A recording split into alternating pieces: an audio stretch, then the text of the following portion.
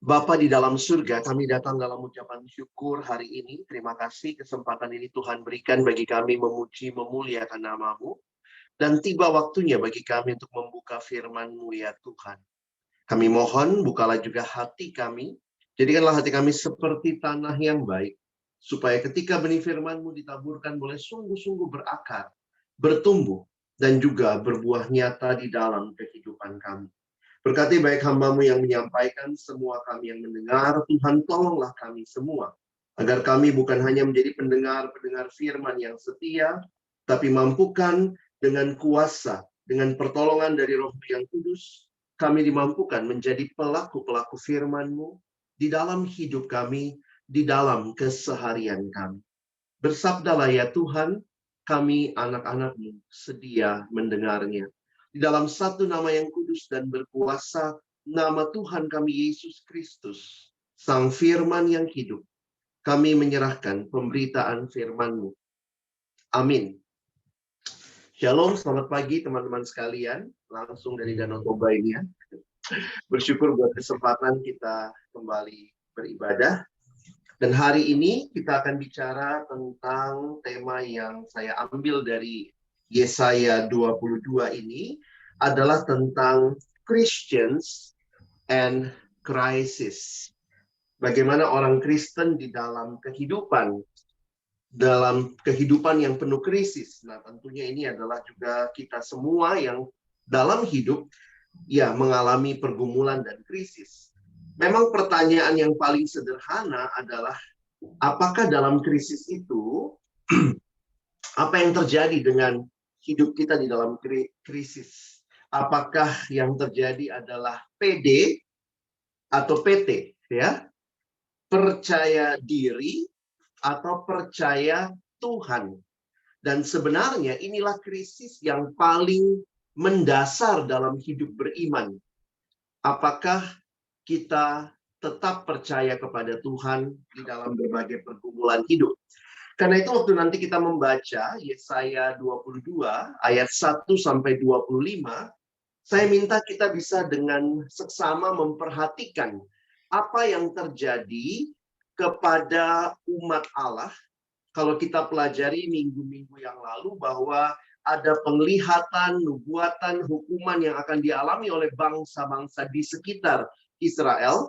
Tetapi kali ini kita berhadapan ya bahwa umat Allah bukanlah Allah favorit, lalu kemudian mereka tidak mengalami berbagai hal meskipun mereka bersalah, tetapi justru bagi umat Allah juga ada pesan ilahi yang diingatkan sebenarnya kepada mereka, dan karena mereka umat Allah justru disitulah Allah hadir dan terus membimbing mereka. Nah, sayangnya memang kita tahu cerita akhirnya mereka tidak dengar apa yang Tuhan mau, dan kemudian Tuhan membawa mereka ke pembuangan. Tetapi jangan berpikir bahwa serem amat Tuhan membawa ke pembuangan, tapi berkali-kali sebenarnya sebelumnya melalui berbagai penglihatan ini pun Tuhan sudah memperingatkan mereka.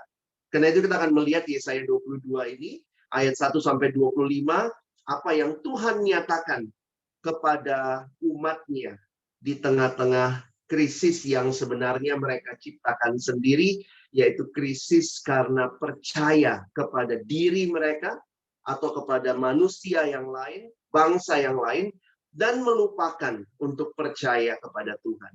Kita akan membaca ayat-ayat ini dan saya harap kita bisa mengikutinya ya.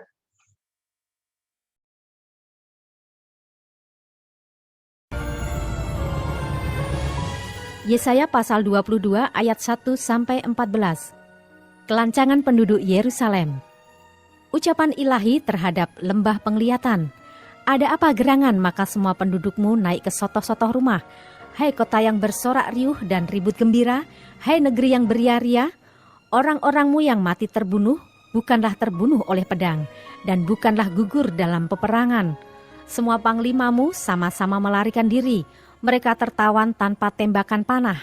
Semua orang-orang kuatmu sama-sama tertawan, biarpun mereka sudah lari jauh-jauh. Sebab itu aku berkata, buanglah mukamu terhadap aku, biarkanlah aku menangis dalam kepahitan. Janganlah mendesak aku, supaya aku terhibur mengenai kebinasaan putri bangsaku. Sebab Tuhan, Tuhan semesta alam, telah menentukan suatu hari, Ia akan menggemparkan, menginjak-injak, dan mengacaukan orang di lembah penglihatan. Tembok akan dirombak, dan teriakan minta tolong sampai ke puncak gunung. Elam telah memasang tabung panah, Aram datang dengan pasukan berkereta dan berkuda, dan Kir membuka sarung perisai. Maka lembah-lembahmu yang paling indah penuh dengan kereta, dan pasukan berkuda berbaris di hadapan pintu gerbang. Dan Yehuda kehilangan perlindungan. Pada waktu itu engkau memandang kepada perlengkapan senjata di gedung hutan. Kamu melihat bahwa memang sudah banyak sekali retak-retak tembok kota Daud, dan kamu mengumpulkan air kolam bawah. Kamu menghitung rumah-rumah di Yerusalem, dan kamu merobohkan rumah-rumah untuk meneguhkan tembok. Kamu membuat tempat pengumpulan air di antara kedua tembok itu untuk menampung air dari kolam yang lama.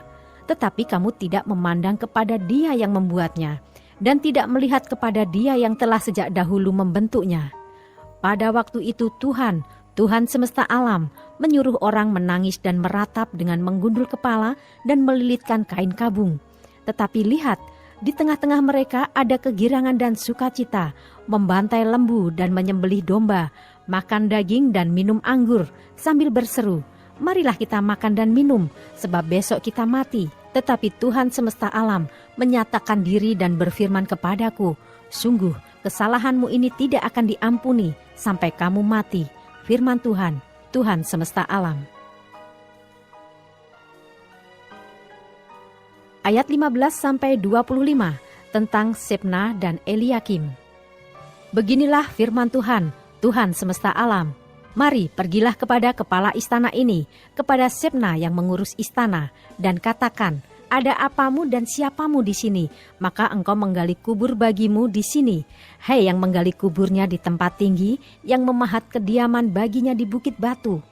Sesungguhnya Tuhan akan melontarkan engkau jauh-jauh, hai orang, Ia akan memegang engkau dengan kuat-kuat, dan menggulung engkau keras-keras menjadi suatu gulungan, dan menggulingkan engkau seperti bola ke tanah yang luas. Disitulah engkau akan mati, dan disitulah akan tinggal kereta-kereta kemuliaanmu, hei engkau yang memalukan keluarga tuanmu. Aku akan melemparkan engkau dari jabatanmu, dan dari pangkatmu engkau akan dijatuhkan. Maka pada waktu itu aku akan memanggil hambaku, Eliakim bin Hilkiah. Aku akan mengenakan jubahmu kepadanya, dan ikat pinggangmu akan kuikatkan kepadanya, dan kekuasaanmu akan kuberikan ke tangannya. Maka ia akan menjadi bapa bagi penduduk Yerusalem dan bagi kaum Yehuda. Aku akan menaruh kunci rumah Daud ke atas bahunya. Apabila ia membuka, tidak ada yang dapat menutup. Apabila ia menutup, tidak ada yang dapat membuka. Aku akan memberikan dia kedudukan yang teguh, seperti gantungan yang dipasang kuat-kuat pada tembok yang kokoh. Maka ia akan menjadi kursi kemuliaan bagi kaum keluarganya. Dan padanya akan digantungkan segala tanggungan kaum keluarganya, tunas dan taru, beserta segala perkakas yang kecil, dari piring pasu sampai periuk belanga. Maka pada waktu itu, demikianlah firman Tuhan semesta alam, gantungan yang dipasang kuat-kuat pada tempat yang kokoh itu tidak akan kuat lagi, sehingga patah dan jatuh, dan segala tanggungannya itu hancur, sebab Tuhan telah mengatakannya.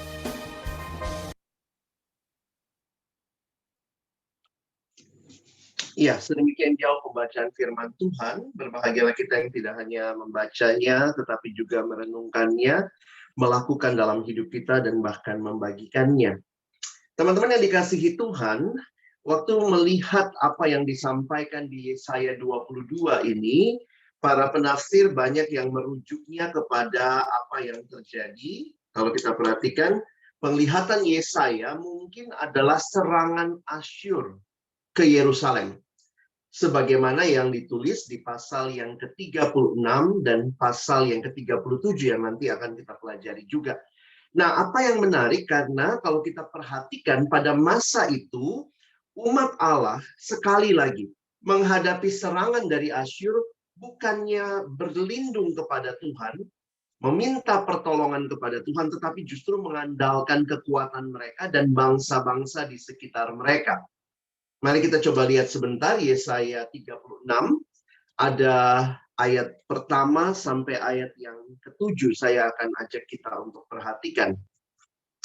Maka dalam tahun ke-14 zaman Raja Hizkia, majulah Sanherib Raja Asyur menyerang segala kota berkubu negeri Yehuda lalu merebutnya. Raja Asyur mengutus juru minuman agung dari Lakis ke Yerusalem kepada Raja Hizkia, disertai suatu tentara yang besar. Ia mengambil tempat dekat saluran kolam atas di jalan raya pada padang tukang penatu. Keluarlah mendapatkan dia Eliakim bin Hilkia, nama ini juga muncul, dan Sebna.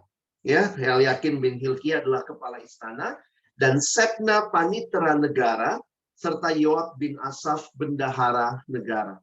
Lalu berkatalah juru minuman agung kepada mereka, baiklah katakan kepada Hizkia, beginilah kata Raja Agung Raja Asyur, kepercayaan macam apakah yang kau pegang ini?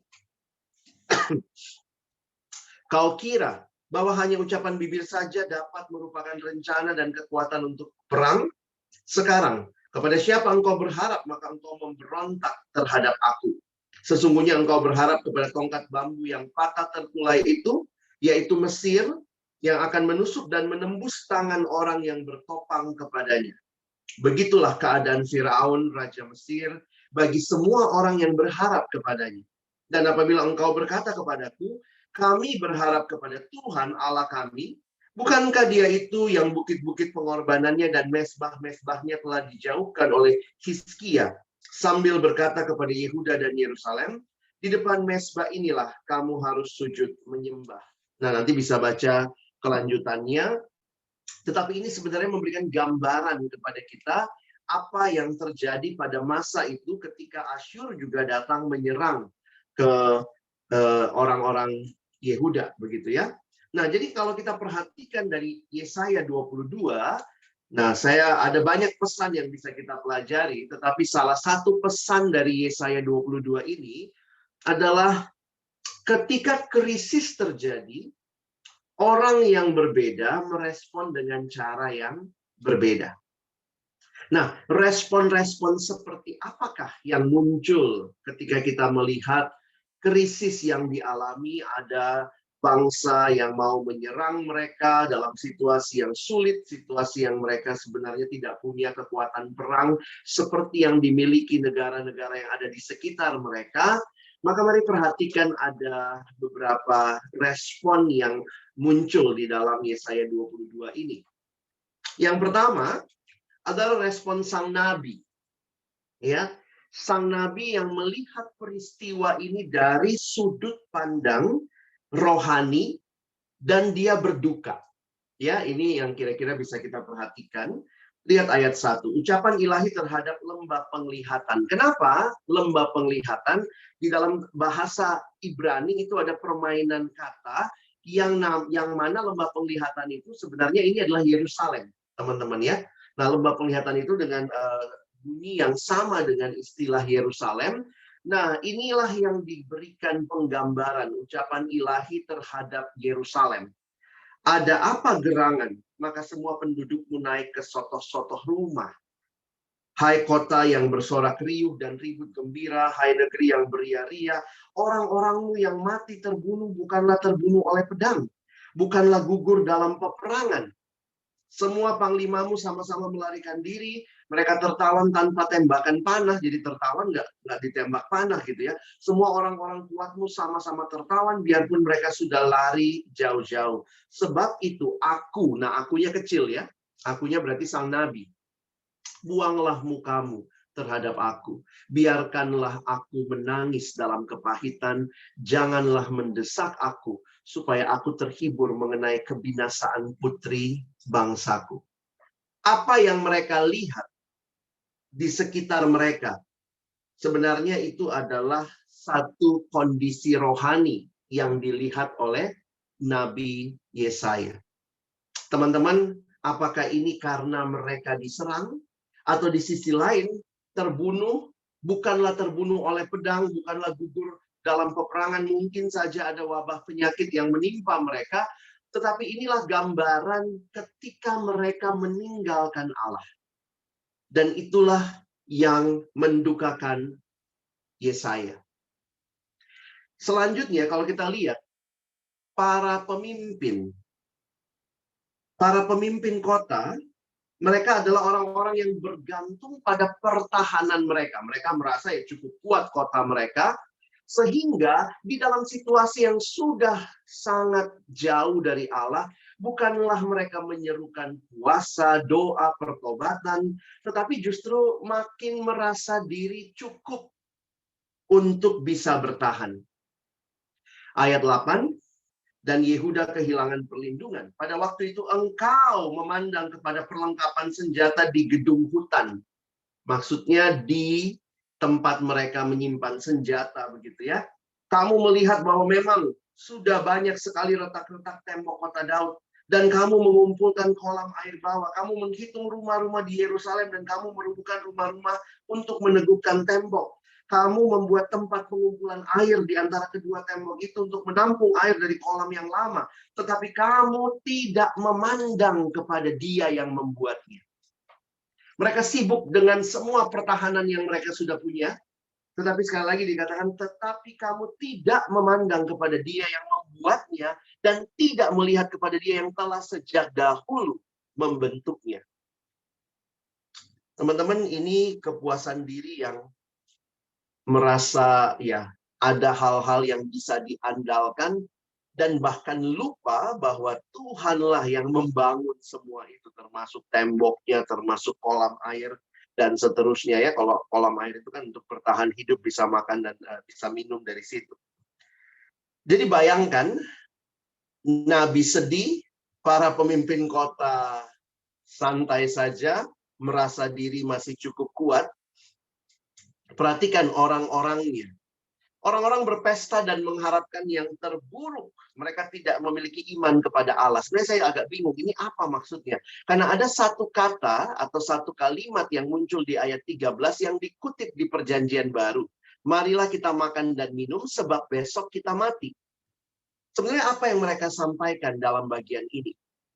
Saya melihat ini adalah orang-orang yang hidup tanpa iman, hidup hanya untuk hari ini saja. Dia merasa cukup dengan semua yang dia miliki sehingga tidak membutuhkan Tuhan, tidak memiliki pengharapan akan masa depan.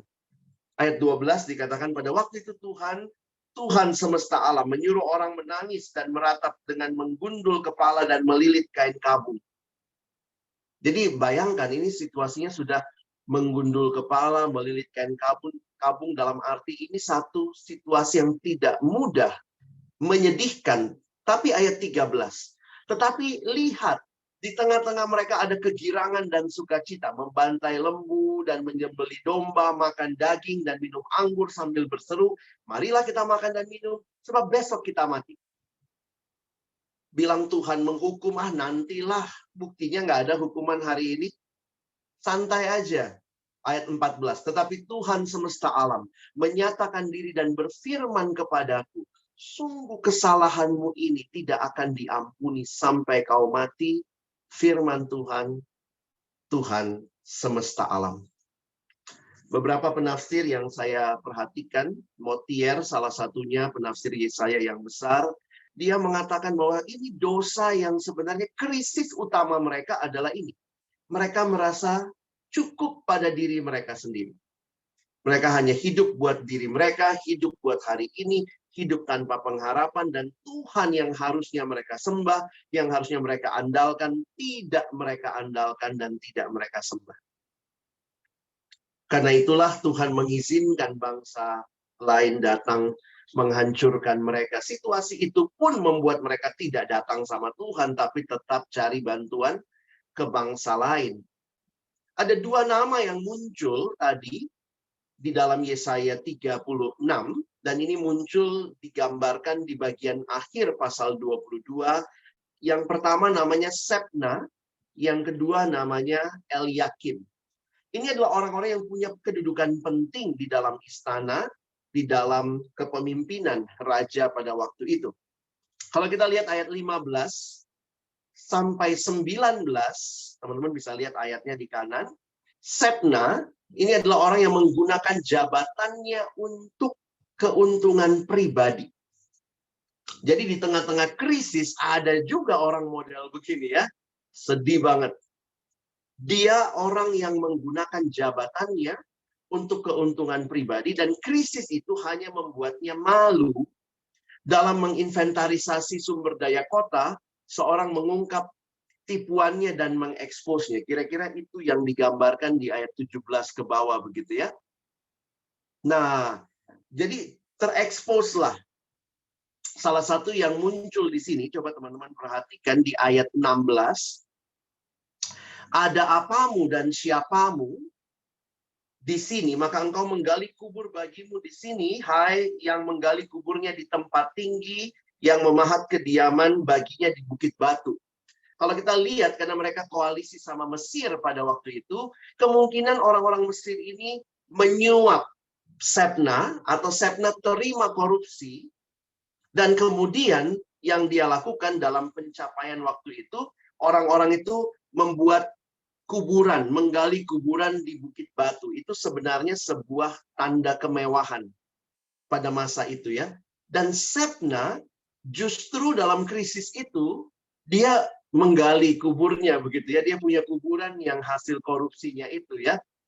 Jadi itu cara yang dimengerti waktu itu, dia korupsinya top banget begitu. Nah, alih-alih menikmati masa pensiun, keamanan, dan penguburan yang baik, maka lihat akhir hidup yang terjadi pada Shebna. Ia mengalami penawanan, pengasingan, dan kematian yang sepi. Teman-teman bisa lihat itu di ayat 18. Ya, engkau akan mati dan akan tinggal kereta-kereta kemuliaanmu, hai engkau yang memalukan keluarga tuanmu, aku akan melemparkan engkau dari jabatanmu, dan dari pangkatmu engkau akan dijatuhkan.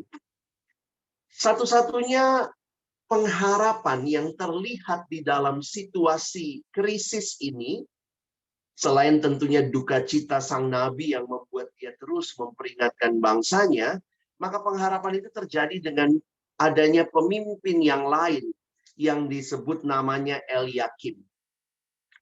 Nah, sehingga satu bagian yang saya baca mengatakan krisis justru membuat ya Eliakim ini tampil begitu ya. Jadi ini seperti pemimpin model yang baik lah, kira-kira seperti itu. Ya, siapakah Eliakim? Maka teman-teman bisa melihat karena dikatakan pada waktu itu ayat 20, aku akan memanggil hambaku Eliakim bin Hilkiah. Aku akan mengenakan jubahmu, maksudnya jubahnya Shebna tadi, kepadanya, dan ikat pinggangmu Shebna akan kuikatkan kepadanya, dan kekuasaanmu akan kuberikan ke tangannya, maka ia akan menjadi bapa bagi penduduk Yerusalem dan bagi kaum Yehuda. Istilah bapa di sini adalah sebuah istilah yang menggambarkan bahwa orang ini akan dipakai oleh Tuhan untuk menjadi ya seperti bapa yang menggembalakan umat. Itulah peran pemimpin. Bahkan di dalam ayat 22 dikaitkan dengan Daud. Nah, ini benar pemimpin ideal ya. Aku akan menaruh kunci Daud ke atas bahunya. Apabila ia membuka, tidak ada yang dapat menutup. Apabila ia menutup, tidak akan ada yang dapat membuka. Aku akan memberikan dia kedudukan yang teguh, seperti gantungan. Nah, ada dua gambarannya yang dipakai ya. Yang tadi kunci, yang berikutnya ayat 23, gantungan. Aku akan memberikan dia kedudukan yang teguh sebagai gantungan yang dipasang kuat-kuat pada tembok yang kokoh. Jadi sebenarnya ini kayak pasak yang dipakukan. Nah, itu kan orang bisa gantung-gantung apa gitu ya. Nah, itu gambarannya si Eliakim itu dia diberikan kunci, menaruh kunci rumah Daud ke atas bahunya, lalu dia juga diberikan kedudukan seperti gantungan. Dan padanya ayat 24, dan padanya akan digantungkan segala tanggungan kaum keluarganya, tunas dan taruk, beserta segala perkakas kecil, dari piring pasu sampai perit belangan. Ini gantungannya kuat banget begitu ya. Sampai semua digantung di situ ya. Nah, jadi gambarannya dia adalah seorang hamba yang menjadi ayah bagi rakyat. Orang yang dapat dipercaya dengan otoritas digambarkan dengan kunci dan gantungan yang kuat untuk meletakkan beban bangsa. Teman-teman, apakah Eliakim pemimpin yang sempurna? Beberapa penafsir mengatakan mungkin tidak. Karena ada ayat 25 yang agak ambigu, tergantung tafsiran mana yang dipakai. Ada yang melihat Eliakim ini gambaran Kristus, ya, namanya juga keturunan Daud, ya. Tetapi perhatikan bahwa ada yang mengatakan, lihat ayat 25. Maka pada waktu itu, kemudian, nah demikianlah firman Tuhan, Tuhan semesta alam, gantungan yang dipasang kuat-kuat pada tempat yang kokoh itu tidak akan kuat lagi. Jadi ini agak ambigu. Apakah kemudian Eliakim juga gagal, ya? Ya mungkin. Karena dituliskan tidak akan kuat lagi sehingga patah dan jatuh dan segala tanggungannya itu hancur sebab Tuhan telah mengatakannya. Nah, saya hanya mau menggambarkan begini ya, bahwa ada beberapa penafsir Yahudi yang menafsirkan bahwa Eliakim juga gagal pada akhirnya. Ya, Eliakim ini gagal karena tanggungannya itu, ya, segala tanggungannya itu hancur. Nah, penafsir Yahudi bilang Eliakim ini kemungkinan dosanya, kalau Setna adalah korupsi, kemungkinan besar dosanya Eliakim adalah nepotisme. Kenapa? Dilihat di ayat 24. Padanya akan digantungkan segala tanggungan kaum keluarganya. Jadi ini orang yang sangat ngebelain keluarga, sehingga kalau Setna pakai jabatannya untuk melayani dirinya sendiri, dengan menguntungkan dirinya, bikin kuburan yang megah, maka Eliakim dia orang yang menggunakan jabatannya demi kepentingan keluarganya. Ya, nepotisme di situ. Ya, dosa yang KKN, ya, korupsi, kolusi, nepotisme ada sejak zaman dulu, teman-teman. Nah, ini menggambarkan kepada kita bahwa sebenarnya, ya, bagi saya akhirnya menyadari, kalaupun Eliakim adalah contoh yang awalnya berhasil, kemudian gagal, puji Tuhan di perjanjian baru dari turunan Daud ini ada Yesus Kristus, pemimpin kita yang sejati. Yang pada akhirnya dia datang bukan untuk menyengsarakan masyarakat, menyengsarakan manusia. Karena dia datang bukan untuk merebut sesuatu, memperkaya diri. Dia tidak melakukan korupsi, mengambil dari kita. Bahkan dia memberikan segalanya, bahkan nyawanya. Markus 10 ayat 45, Yesus berkata, karena anak manusia juga datang. Bukan untuk dilayani, itu pemimpin dunia. Setna, mungkin juga Eliakim di akhir-akhir hidupnya. Tetapi Yesus datang, melainkan untuk melayani dan untuk memberikan nyawanya menjadi tebusan bagi banyak orang. Nah, teman-teman yang dikasihi Tuhan, bagaimana ketika krisis melanda hidup kita? Ya, karena krisis akan selalu ada. Krisis karena ekonomi, pergumulan keluarga, pergumulan pelayanan, krisis akan selalu ada menanti kita di depan. Tapi pertanyaannya adalah apa yang krisis hasilkan dalam kehidupan kita? Apakah kita semakin pede, merasa diri sanggup, ataukah kita semakin pete, ya? Belajar mempercayai Tuhan sepenuhnya.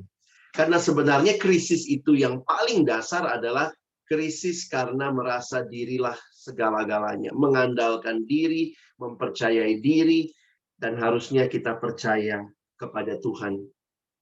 Dan di tengah-tengah situasi yang sulit ini, kita mencari pemimpin-pemimpin yang seperti apa. Kalau Perkantas bilangnya student today, leader tomorrow.